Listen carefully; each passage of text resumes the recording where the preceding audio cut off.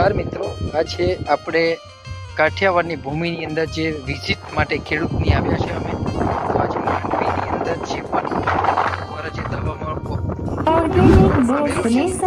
આ માંડવીની અંદર ઘણો બધો એવો તકલીફ હતી, જેમ કે માંડવી પીળી પડવી, ચૂસિયાની અંદર આવવી, ઈયળ આવવી. આ જે બધી તકલીફની અંદર ખાલી આપણી પ્રોડક્ટ 2 વાર સ્પ્રે કરવામાં આવેલો છે અને આ 2 વાર સ્પ્રે પછી તમે આ માંડવી જોઈ શકો છો. ટોટલ 14 વીઘાની આ માંડવી છે.